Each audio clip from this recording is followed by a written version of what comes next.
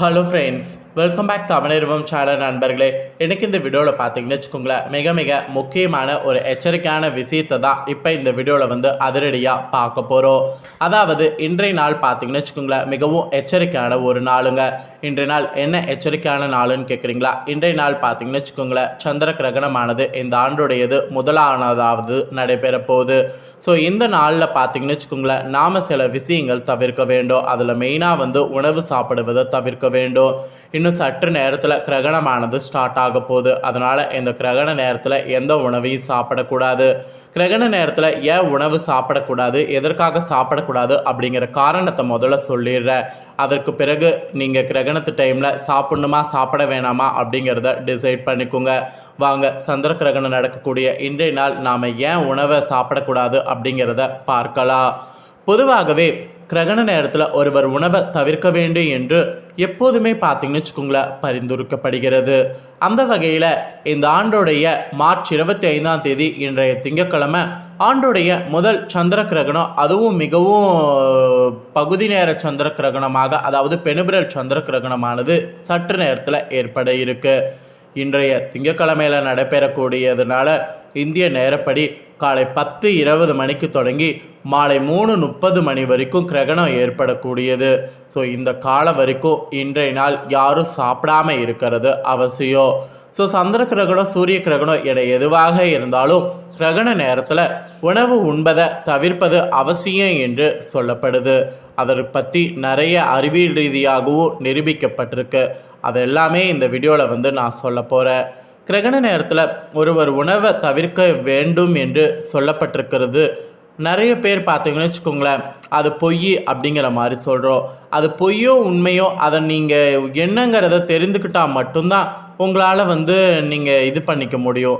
அதனால் இந்த வீடியோவில் அது என்னங்கிறத கிளியராக நோட் பண்ணிக்கோங்க.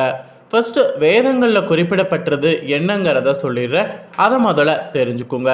கிரகணத்தின் போது உணவை தவிர்ப்பது நாம் கண்டிப்பாக பின்தொடர வேண்டிய ஒரு விஷயங்க. இது நிறைய பேர் பார்த்தீங்கன்னு வச்சுக்கோங்களேன், சாப்பிட்றதெல்லாம் ஒரு விஷயமா அப்படின்னு சொல்லி தவறாக நீங்கள் நினச்சிக்கிறீங்க. கிரகண காலங்கிறது பார்த்தீங்கன்னு வச்சுக்கோங்களேன் துரதிருஷ்டமானது என்று சொல்லலாம். நாம் இந்த நேரத்தில் உணவை எடுத்துக்கொள்வதால் நோய்களுக்கு அந்த உணவு இட்டு செல்லும் என்று சொல்லப்படுது. நாம் இந்த நேரத்தில் உணவை உட்கொள்வதை மேக்சிமம் தவிர்க்க வேண்டும் என்று வேதத்தில் குறிப்பிடப்பட்டிருக்கு. ஸோ புனித ஸ்கந்த புராணத்தில் கூட இந்த கிரகண காலகட்டத்தில் உணவு கூட பரிமாறுவது மோசமான உடல்நலத்திற்கு ஆளாகும் என்று குறிப்பிடப்பட்டிருக்கு. உணவு பரிமாறுறதே அப்படின்னா உணவு சாப்பிட்றது எந்த அளவுக்கு அப்படிங்கிறது வேதங்கள் சொல்கிறத தெரிஞ்சுக்குங்க. இந்த உணவு மீறி சாப்பிட்டா ஆரோக்கியத்துக்கு பாதிக்குமா அப்படின்னு நீங்கள் கேட்டிங்கன்னா, அக்கோர்ஸ் கண்டிப்பாக ஆரோக்கியத்தை பாதிக்குங்க.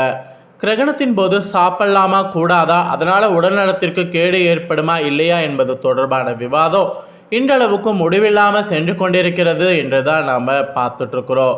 கிரகணத்தின் போது உணவை தவிர்க்க வேண்டும் என மருத்துவ அறிவியலும் இந்திய புராணங்களும் கூட கூறியிருக்கிறாங்க.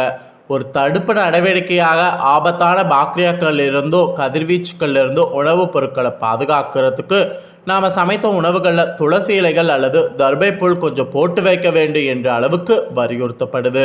ஸோ கிரகண நேரத்தில் சாப்பிட்றது ஆரோக்கியத்துக்கு பாதிப்பு கண்டிப்பாக வரும். கிரகணத்தின் போது சாப்பிடுவதால் ஏற்படக்கூடிய தீங்கு விளைவுகள் என்னென்னங்கிறதையும் சொல்லிடுற, அதையும் தெரிஞ்சுக்குங்க. கிரகணத்தின் போது சாப்பிடுவதால் ஏற்படக்கூடிய தீங்கு விளைவுகள் பெரும்பான்மையானவை தீர்க்க முடியாத அளவுக்கு இருக்கும். சூரியனுக்கும் பூமிக்கும் இடையே சந்திரன் வரும்போது சூரிய கிரகணமும், சூரியன் சந்திரனுக்கு இடையே பூமி வரும்போது சந்திர கிரகணமும் ஏற்படுது.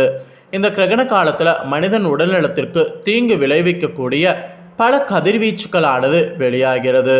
இந்த கதிர்வீச்சுக்களானது உணவை மோசமாக பாதிக்கக்கூடியதாகவும் மற்றும் தீங்கு விளைவிக்கக்கூடிய பாக்டீரியாக்களையும் அதிகரிக்கிறது. அந்த பாதிப்பை ஏற்படுத்தக்கூடிய உணவை நாம் உட்கொள்ளும் போது என்ன பண்ணும், ஆட்டோமேட்டிக்காக உடல்நல கோளாறு ஏற்படும் மற்றும் வெவ்வேறு நோய்களுக்கு கூட இந்த இது வழிவகுக்கும். ஒரு சிலருக்கு நோய் எதிர்ப்பு சக்தி கம்மியாக இருந்ததுன்னா கண்டிப்பாக வெவ்வேறு நோய்களுக்கும் வழிவகுக்கும். ஸோ வல்லுநர்கள் சிலர் இதை நிரூபித்திருக்கிறாங்க. இந்த கதிர்வீச்சுக்கள் மிகவும் சக்தி வாய்ந்தது, இவை அடுத்த பிறப்பிலும் கூட பின் விளைவுகளை ஏற்படுத்தக்கூடிய சக்தி வாய்ந்தவை என நிரூபித்துக்கிறாங்க. அந்த ஒரு காரணத்தினால தான் சாப்பிடக்கூடாது என்று சொல்லப்படுது. அது மட்டும் இல்லாமல் அஜீரணத்தை ஏற்படுத்திடும். சாப்பிடக்கூடிய உணவை 2 மடங்காக பெருக்கி அஜீரணத்தை ஏற்படுத்திடும். சூரிய கிரகணமாக இருந்தாலும் சரி, சந்திர கிரகணமாக இருந்தாலும் சரி, அந்த கதிர்கள் சமைத்த உணவை பாதிக்கும் என்று சொல்லப்படுது. கிரகண காலத்தில் அந்த பாதித்த உணவை நாம் உட்கொள்ளும்போது அஜீரணம் மற்றும் வயிறு வலி கூட ஏற்படலாம். ஒரு சிலருக்கு மருத்துவ ஆராய்ச்சியாளர்கள்லாம் கிரகண காலத்தில் சாப்பிடுவது அஜீரணத்தை ஏற்படுத்துகிறது என்று உண்மையை ஏற்றே கொண்டிருக்கிறாங்க. ஸோ டாக்டரே இப்படி ஏற்றுக்கொண்டிருக்கிறாங்கன்னா அப்போ நம்ம கண்டிப்பாக இந்த கிரகண டைமில் சாப்பிடாமல் இருக்கிறது அவசியம். அதே போல் சமைத்த உணவை இப்போ நீங்கள் இந்த வீடியோ பார்த்துட்டு இருக்கும் போது ஒரு வேளை கிரகணம் தெரிஞ்சும் நீங்கள் சமைத்திருப்பீங்க. அப்படி சமைச்ச உணவை என்ன பண்ணுறது, அதை எப்படி பாதுகாக்கிறது அப்படின்னு தெரியாமல் இருக்கிறவங்க அதை எப்படி பாதுகாக்கணும் அப்படிங்கிறத சொல்கிறேன். அதை தெரிஞ்சுக்குங்க. சமைத்த உணவை பார்த்தீங்கன்னு வச்சுக்கோங்களேன், இன்றைய நாள் நாம் வீடுகளில் இந்த முறையில் பாதுகாக்கலாம். சில வீடுகளில் சந்திர கிரகணம் என்றாலும் சரி, சூரிய கிரகணம் என்றாலும் சரி, கிரகணம் முடிகிற வரைக்கும் சமைக்க மாட்டாங்க. ஆனால் சிலர் அப்படி சமைக்காமல் இருக்க முடியாத சூழலில், தவிர்க்க முடியாத நிலையில் இருப்பவங்க சமைத்த உணவு அதிகமாக இருந்தால் அதை வீணாக்க விரும்பாதவங்க சமைத்த உணவில் இன்றைய நாள் என்ன பண்ணணுன்னா, நீங்கள் மேலே துளசி அல்லது தர்பை புல்வை போட்டு வைத்துடணும். உணவின் மீது அதை போட்டு வைக்கணும். அப்படி போட்டு வைத்திங்கன்னா தீங்கு விளைவிக்கக்கூடிய பாக்டீரியாக்கள், கதிர்வீச்சுக்கள் இது எல்லாமே அதை தடுத்துடும். அதனால் கண்டிப்பாக பார்த்தீங்கன்னு வச்சுங்களேன், இதை போட்டு வைத்துடுங்க. ஸோ போட்டு வைத்திங்கன்னா சமைத்த உணவுகள் கெட்டு போகாமல் பாதுகாப்பாக இருக்கும். நிறைய பேர் பார்த்தீங்கன்னு வச்சுக்கோங்களேன், உணவில் மட்டும் இல்லாமல் எல்லா பொருட்கள்லையுமே தர்பை புல்லையும் இதையும் போட்டு வைப்பாங்க. ஸோ அந்த மாதிரி நம்ம பண்ணுறதா இருந்தாலும் பண்ணலாம், ஒன்றும் தப்பு கிடையாது. ஆக மொத்தம் நாம் கிரகணத்தினால இன்றைய நாள் பார்த்திங்கன்னு வச்சுக்கோங்களேன், சாப்பிடுவதை முடிஞ்ச அளவு அவாய்ட் பண்ணிக்கணும். அது சாப்பிட்றதுனால என்ன மாதிரியான விளைவுகள் அப்படிங்கிறத நாம் தெரிஞ்சு கரெக்டாக பயனடையணுங்கிறதுக்காக தான் இன்றைக்கி இந்த வீடியோவில் இதை நான் முழுசாக ஷேர் பண்ணேன். இன்னும் சற்று நேரத்தில் கிரகணமானது ஸ்டார்ட் ஆக போகுது.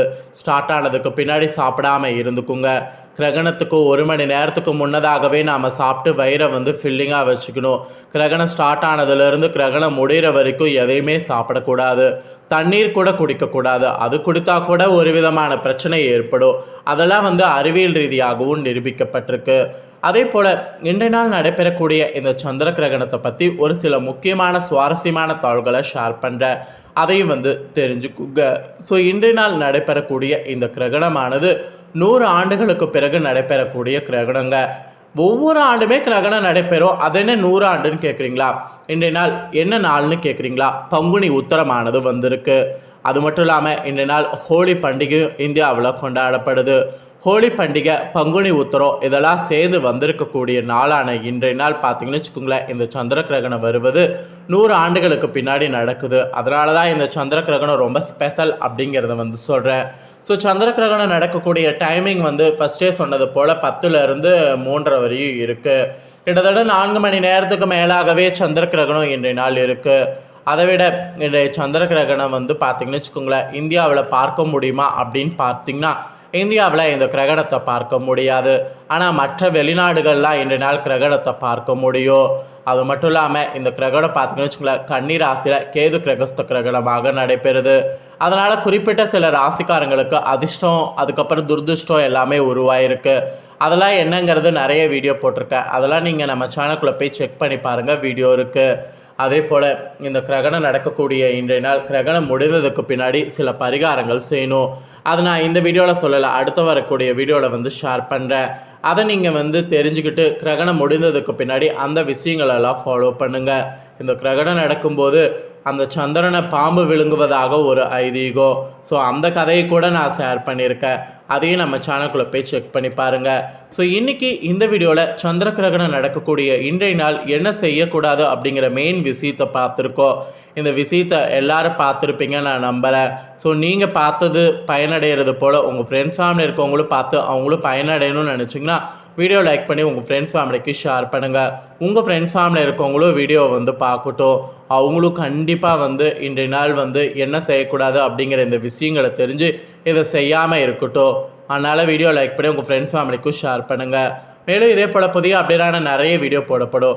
அதே எல்லாத்தையுமே நம்ம சேனலை உடனுக்குடனே தெரிந்து கொள்ள மறக்காமல் நம்ம சேனலை சப்ஸ்கிரைப் பண்ணுங்கள். கூடவே பெல் பட்டனை ப்ரெஸ் பண்ணுங்கள். ஃபஸ்ட் டைம் பார்க்குறவங்க சப்ஸ்கிரைப் பண்ணலாம், சப்ஸ்கிரைப் பண்ணி பெல் பட்டனை ப்ரெஸ் பண்ணிட்டீங்கன்னா நான் போடுற மற்ற அப்டேட்டான எல்லா வீடியோஸும் உடனுக்குடனே தெரிந்து கொள்ளலாம். ஸோ மறக்காமல் சப்ஸ்கிரைப் பண்ணி பெல் பட்டனை ப்ரெஸ் பண்ணிடுங்க. இதே போல் சுவாரஸ்யமாக வேறு ஒரு புதிய அப்டேட்டான தகவல்களோடு மீண்டும் இன்னொரு புதிய வீடியோவில் சந்திக்கிறேன். நன்றி.